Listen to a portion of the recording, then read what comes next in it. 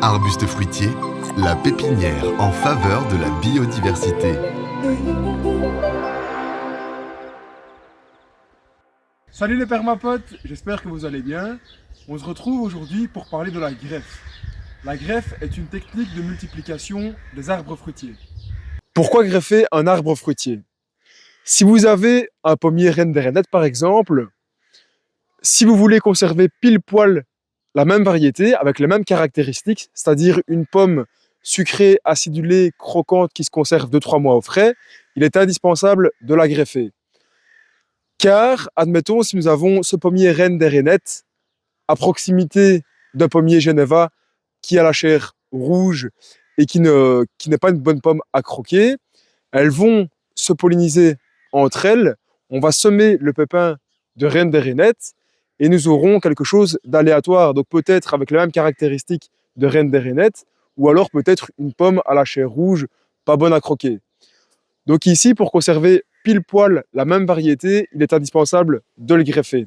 Il faut aussi savoir que la greffe accélère la mise à fruit. Pour la petite anecdote, j'ai une connaissance qui a semé un pépin de pomme et qui a eu ses premiers fruits après 23 ans. Pour la liste du matériel, vous aurez besoin de porte-greffes, de greffons, d'un greffoir bien aiguisé, d'un sécateur, de mastic à greffer et d'un tape. Et aussi d'un ustensile pour pouvoir appliquer le mastic. Pour le choix des greffons et des porte-greffes, en fait ici, le porte-greffe doit être compatible avec le greffon. Donc on peut par exemple greffer du poirier sur du cognacier pour réduire la vigueur du poirier, ou greffer du poirier sur un autre poirier, par exemple, mais on ne saura pas greffer du pommier sur du poirier. Donc il faut quand même une certaine compatibilité entre le porte-greffe et le greffon, et on pourrait, admettons, aussi greffer des porte-greffes sauvages, enfin des fruitiers sauvages. C'est-à-dire, si nous avons une haie de pruneliers, il est tout à fait possible de greffer des pruniers avec des variétés intéressantes dessus. Il faut aussi savoir que c'est le porte-greffe qui donne la vigorosité au greffon. C'est-à-dire que, suivant le porte-greffe qu'on va choisir, notre arbre produira plus ou moins vite, vivra plus ou moins longtemps et sera plus ou moins vigoureux. La récolte des greffons se fait quand l'arbre est en dormance. Je vous conseille de les récolter au mois de janvier ou février. Donc il faut récolter le bois de l'année. Donc là, le bois de l'année, on voit bien qu'il a une couleur différente. Et il y a aussi la démarcation ici. Donc là, on voit bien que là, c'est du bois de 2 ans. Et ici, c'est du bois d'1 an. Et c'est le bois d'1 an qu'on va récolter pour le greffer. Même si le greffon est coupé, le bois est toujours vivant et il faut le conserver contre un mur au nord dans du sable pour le drainage. Je vous conseille de maintenir les porte-greffes en jauge en pleine terre, en plein soleil, et dès que les premières feuilles apparaissent, c'est le moment de greffer. On voit souvent sur internet qu'il faut greffer au mois de mars. C'est possible dans certaines régions du sud de la France, mais ici en Ardennes, je vais seulement greffer au mois de mai. Donc la période de greffe dépend de là où on se trouve et de quand la végétation redémarre. Il faut toujours que le porte-greffe soit en avance vis-à-vis du greffon.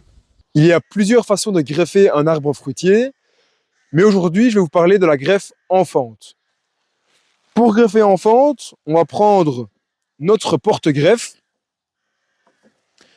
Là, ici, j'ai un pommier M26 qui a un porte-greffe peu vigoureux pour des bastiges. Donc là, ici, l'arbre produira quand même assez vite, mais vivra peut-être pendant 25 ans. Fera peut-être 3-4 mètres grand maximum. Ici, je vais couper environ à 10-15 cm au-dessus. Donc là, toute cette partie ici, on n'en a plus besoin, je peux la mettre de côté. Et je vais prendre, du coup, ici, par exemple, je vous conseille aussi d'étiqueter tous vos greffons, si vous en récoltez sur plusieurs variétés, pour ne pas vous tromper. Ici, je vais prendre la variété Reine des Rainettes.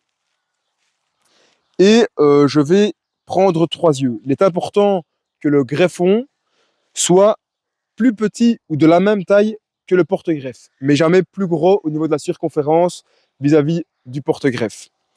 Donc là, ici, je vais garder 3 yeux. Donc là, ce que je vais faire ici, je vais couper en biseau de chaque côté en dessous d'un œil.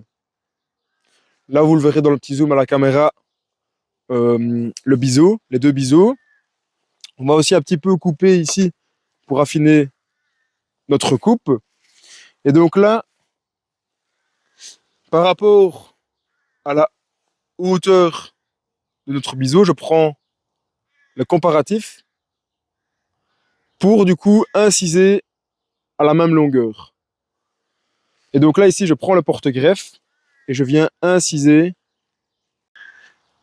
Donc, une fois qu'on a incisé à la même longueur, on vient insérer notre greffon d'un côté ou de l'autre.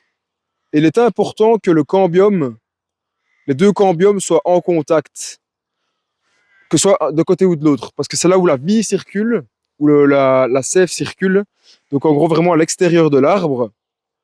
Donc là, il faut soit le mettre d'un côté ou l'autre pour qu'il soit en contact. Et ici, le porte-greffe va donner la vigueur et l'énergie au greffon. Ici, moi, ce que je fais, je vais seulement garder 3 yeux, donc 1, 2, 3. Couper en biseau de l'autre côté du dernier œil pour que la pluie s'écoule. Je vais garder 3 yeux pour qu'il y en ait au moins un qui reprenne. Des fois, ça peut être les 3. Ensuite, après cette opération, je prends du tape. C'est du tape bien spécifique ici qui va s'élargir au fur et à mesure que l'on enroule le tape.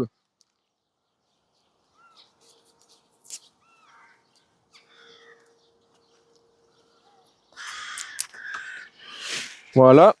Ce qui est intéressant avec la greffe enfant, c'est qu'il y a 2 points de contact avec le porte-greffe et qu'en plus notre greffon tient déjà. Et ensuite, avec notre ustensile, je viens mettre du mastic au-dessus de la blessure et aussi un petit peu en dessous au point de greffe.